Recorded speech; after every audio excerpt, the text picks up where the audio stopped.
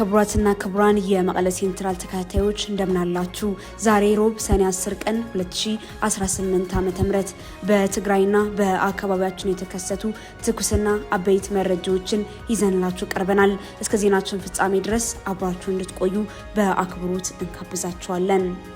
በዛሬው የዜና ጥቅል በትግራይ ክልል ላንዳ ሪፖርት ከተሰኘው ሚዲያ ጋር ቆይታ ካደረጉ በኋላ ታስረው የነበሩት የ76 ዓመቷ አዛውንት ወይዘሮ አኸዛ ሕሉፍ ዛሬ ሰኔ 10 ቀን 2018 ዓ.ም በ5000 ብር ዋስ መፈታታቸውን፣ የአሜሪካው ፕሬዝዳንት ዶናልድ ትራምፕ በህዳሴው ግድብ ውዝግብ ዙሪያ ግብጽ ኢፍትሃዊ በሆነ መንገድ ተስተናግዳለች ሲሉ ዋሽንግተን ዳግም ጣልቃ ልትገባ እንደምትችል ማመላክቷን፣ በኤርትራ አሁንም በሰብአዊነት ላይ የሚፈጸሙ ወንጀሎች ሊኖሩ እንደሚችሉ የተመድ ኤክስፐርት ማስጠንቀቃቸውንና አስመራ ሪፖርቱን ውድቅ ማድረጓን፣ የዩናይትድ ኪንግደም መንግስት እድሜያቸው ከ16 ዓመት በታች የሆኑ ታዳጊዎች ማህበራዊ ሚዲያ እንዳይጠቀሙ የሚከለክል አዲስ ህግ ይፋ ማድረጉን፣ እንዲሁም በኮንጎ የተቀሰቀሰው የኢቦላ ወረርሽኝ ከምንጊዜውም የከፋ ሊሆን እንደሚችል የአፍሪካ ሲዲሲ ማሳሰቡን ጨምሮ ሌሎችም ዝርዝር መረጃዎች ተካቷል። አብራችሁን ዝለቁ። ውድ ተመልካቾቻችን ለቻናላችን አዲስ ከሆናችሁ ሰብስክራይብ በማድረግና የደወል ምልክቷን በመጫን ቤተሰብ ይሁኑ። እንዲሁም ይህ መረጃ ለብዙዎች እንዲዳረስ ሼር በማድረግ አጋርነታችሁን አሳዩን። ህወሓትን በመቃወማቸው የታሰሩት የ76 ዓመቷ አዛውንት ወይዘሮ አኸዛ ሕሉፍ በዋስ ተፈቱ። ላለፉት 2 ቀናት በትግራይ ክልል እንደርታ ወረዳ ፖሊስ ታስረው የቆዩት የ76 ዓመቷ አዛውንት ወይዘሮ አኸዛ ሕሉፍ ዛሬ በ5000 ብር ዋስ ከእስር መፈታታቸው ታወቀ። ወይዘሮ አኸዛ ባለፈው ሰኞ ሰኔ 8 ቀን 2018 ዓ.ም በገጠር ከሚገኘው የመኖሪያ ቤታቸው በጸጥታ ኃይሎች ተይዘው መቀለ ከተማ ደብረ ዳሞ አካባቢ ወደሚገኘው የወረዳው ፖሊስ ጣቢያ ተወስደው መታሰራቸውን መቀለ ሴንትራል መዘገቡ ይታወሳል። አዛውንቷ እናት በቁጥጥር ስር የዋሉት ላንዳ ሪፖርት ከተሰኘው የኦንላይን ሚዲያ ጋር በወቅታዊ የትግራይ ጉዳዮች ዙሪያ የሰጡትን ቃለ መጠይቅ በማህበራዊ ሚዲያ ላይ በሰፊው መነጋገሪያ በሆነ ማግስት ነበር። መታሰራቸውን ተከትሎም ቮክስ ትግራይ የተባለው የመገናኛ ብዙሃን መብት ተሟጋች ድርጅት የእናትየው እስራት የሀሳብ ነጻነትን የጣሰ መሆኑን በመግለጽ ያለምንም ቅድመ ሁኔታ በአስቸኳይ እንዲፈቱ ለእርሳቸው መድረክ በሰጡ ጋዜጠኞች ላይ የተከፈተውን የማስፈራራት ዘመቻ ማውገዙ አይዘነጋም። ከባድ የጤና እክል ገጥሟቸው በጸበል ላይ ሳሉ የታሰሩት ወይዘሮ አኸዛ ሕሉፍ ዛሬ ሮብ ሰኔ 10 ቀን 2018 ዓ.ም የ5000 ብር የዋስትና ገንዘብ በማስያዝ ከእስር ተለቀው ወደ ቤተሰቦቻቸው እንዲመለሱ ተወስኗል። ይሁን እንጂ ለቀናት የዘለቀው የአዛውንቷ እናት እስራት መነሻ የሆነው ህጋዊ ምክንያት ምን እንደሆነ ከእንደርታ ወረዳ የጸጥታ መዋቅርም ሆነ ከትግራይ ፖሊስ እስካሁን የተሰጠ ይፋዊ መግለጫ የለም። ወይዘሮ አኸዛ በትግራይ ጦርነት ጊዜ አንድ ልጃቸውን ያጡ መሆናቸውም ሚዲያው መዘገቡ ይታወሳል። ዶናልድ ትራምፕ ግብጽ ኢፍትሃዊ በሆነ መንገድ ተስተናግዳለች ሲሉ ዋሽንግተን በአባይ ግድብ ዳግም ጣልቃ ልትገባ እንደምትችል አመላከቱ። የአሜሪካው ፕሬዝዳንት ዶናልድ ትራምፕ የታላቁ የኢትዮጵያ ህዳሴ ግድብ ፕሮጀክት በግብጽ ላይ ከፍተኛ ችግር እያስከተለ መሆኑን በመጥቀስ ዋሽንግተን በጉዳዩ ዙሪያ ዳግም ልትሳተፍ እንደምትችል አመላከቱ። ፕሬዝዳንት ትራምፕ በፈረንሳይ እየተካሄደ ካለው የቡድን 7 ወይም G7 ጉባኤ ጎን ለጎን ከግብፁ ፕሬዝዳንት አብደል ፈታህ ኤልሲሲ ጋር በጋራ በሰጡት መግለጫ በህዳሴው ግድብ ውዝግብ ዙሪያ ግብጽ በጣም ኢፍትሃዊ በሆነ መንገድ ተስተናግዳለች ብለዋል። የናይል ውሃ ጉዳይም በጉባኤው ወቅት ከሁለቱ መሪዎች ዋና ዋና የውይይት አጀንዳዎች አንዱ መሆኑን ጠቁሟል።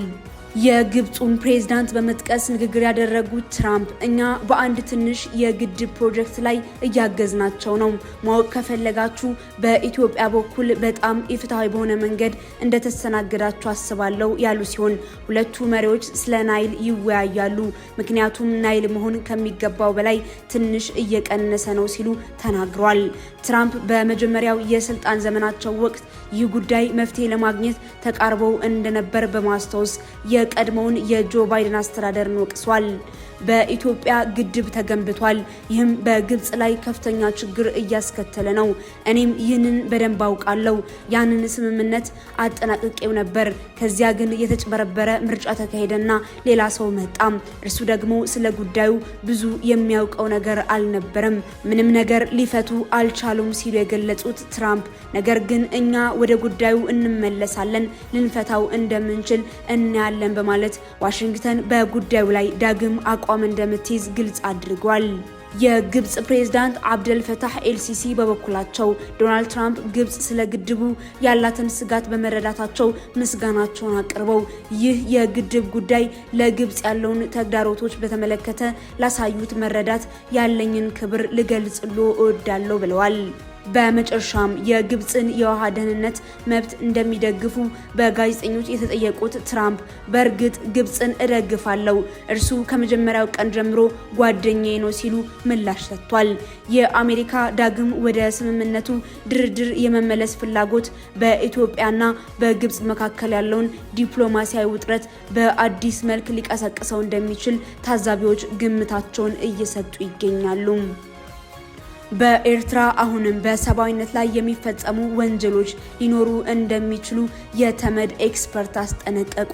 በኤርትራ ያለውን የሰብአዊ መብቶች ሁኔታ ለመከታተል የተሰየሙት የተባበሩት መንግስታት ድርጅት ተመድ ልዩ ሪፖርተር መሐመድ አብዱል ሰላም ባቢበከር በሀገሪቱ አሁንም በሰብአዊነት ላይ የሚፈጸሙ ወንጀሎች እየተካሄዱ ለመሆናቸው የሚያሳዩ አስተማማኝ ምክንያቶች እንዳሉ አስጠነቀቁ።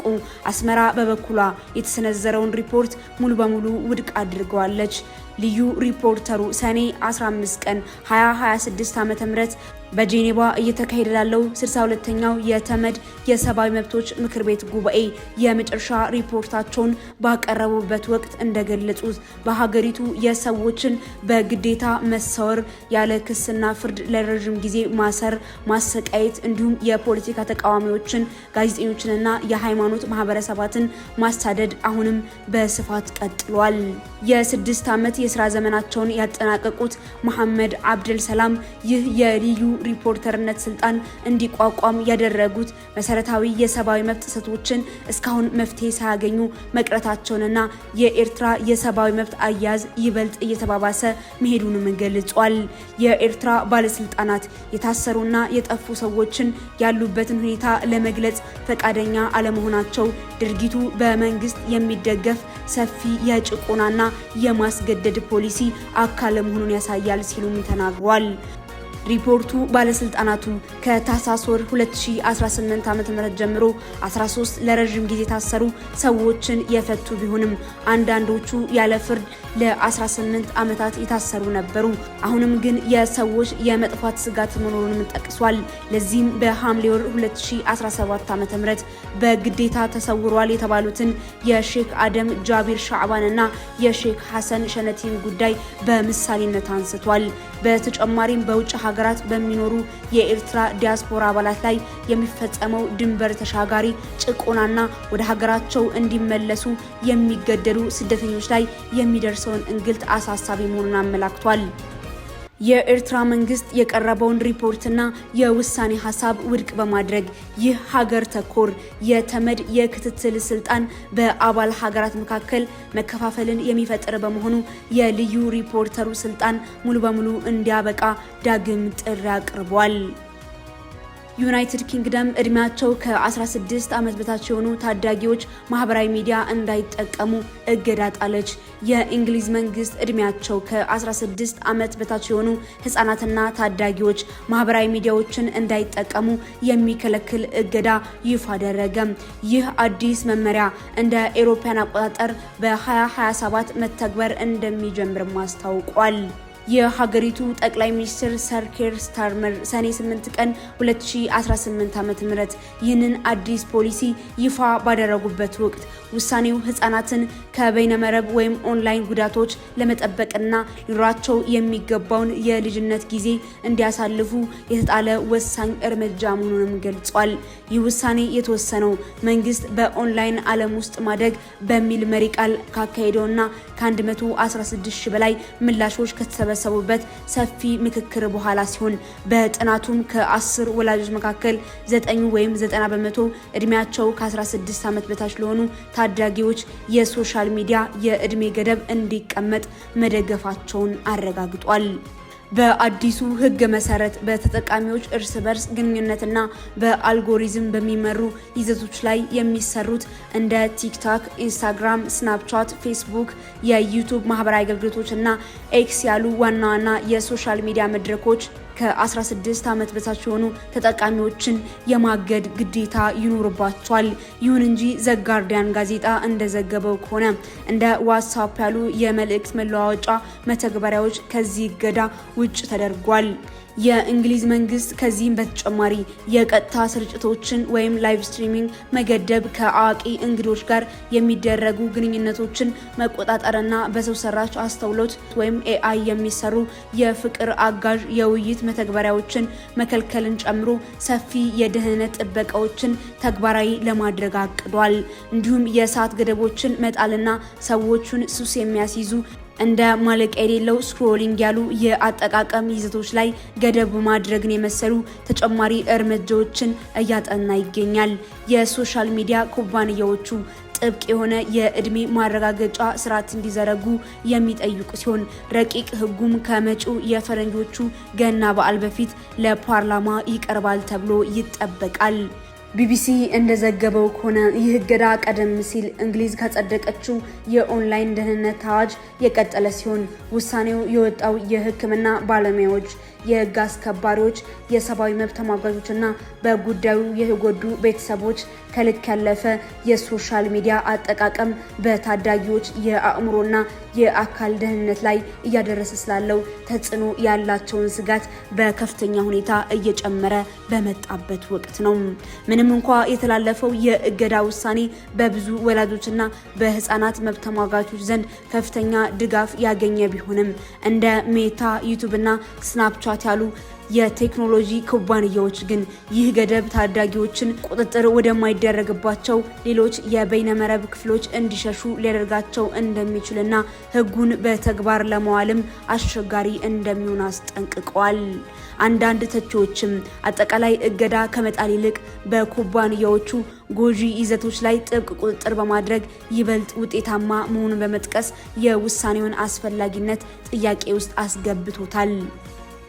በኮንጎ የተቀሰቀሰው የኢቦላ ወረርሽኝ ከምንጊዜውም የከፋ ሊሆን እንደሚችል የአፍሪካ ሲዲሲ አስጠነቀቀም። በኮንጎ ዴሞክራቲክ ሪፐብሊክ የተቀሰቀሰው የኢቦላ ወረርሽኝ ከምንጊዜውም የከፋ ሊሆን እንደሚችል የአፍሪካ የበሽታ መከላከያና መቆጣጠሪያ ማዕከል አፍሪካ ሲዲሲ አስጠነቀቀም። ማዕከሉ በአሁኑ ወቅት ከታማሚዎች ጋር ንክኪ የነበራቸው በ10 ሺዎች የሚቆጠሩ ሰዎች የት እንዳሉ አለመታወቁ ስጋቱን ከፍተኛ እንዳደረገው ገልጿል። የአፍሪካ ሲዲሲ ዋና ዳይሬክተር ዶክተር ዣን ካሲያ በቡሩንዲ በተካሄደው የአፍሪካ መሪዎች የበይነመረብ ስብሰባ ላይ እንደተናገሩት ወረርሽኙ በአጭር ጊዜ ውስጥ መግታት ካልተቻለ ቀደም ሲል በምዕራብ አፍሪካና በምስራቅ ኮንጎ ከተከሰቱት ወረርሽኞች የከፋ ሊሆን ይችላል ሲሉ አስገንዝቧል። ዋና ዳይሬክተሩ ያነጻጸሩት እንደ አውሮፓውያን አቆጣጠር ከ2014 እስከ 2016 በጊኒ፣ ላይቤሪያና ሴራሊዮን ተከስቶ ከ11 ሺህ በላይ ሰዎች ህይወትን የቀጠፈው አስከፊ ወረርሽኝና እንደ አውሮፓውያን አቆጣጠር በ2018 በኮንጎ ተከስቶ የነበረውን ሌላኛውን የኢቦላ ወረርሽኝ መነሻ በማድረግ ነው። በሽታው በከፍተኛ ፍጥነት እየተስፋፋ በመሆኑና ንክኪ ያላቸው ሰዎች የመከታተሉ ስራ ፈታኝ በመሆኑ ቀጠናዊ ስጋት እየጨመረ መምጣቱንና አስቸኳይ ዓለም አቀፍ ትብብር እንደሚያስፈልግ ማዕከሉ አሳስቧል። ውድ አድማጭ ተመልካቾቻችን ለዛሬ ያዘጋጀንላችሁ አበይት መረጃዎች እነዚህ ነበሩ።